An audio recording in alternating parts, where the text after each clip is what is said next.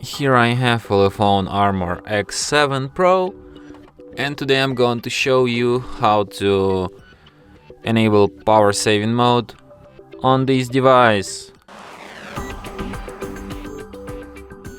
So firstly you should go to the upper bar, and here you can find the button like battery saver.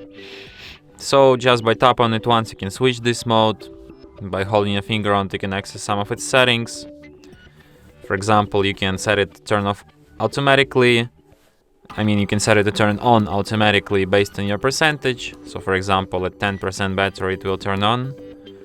And you can also set it to turn off when fully charged. So basically at 19% battery it will be turned off. And that's it. Thanks for watching. If you find this tutorial useful, don't forget to hit that like button and subscribe to our channel.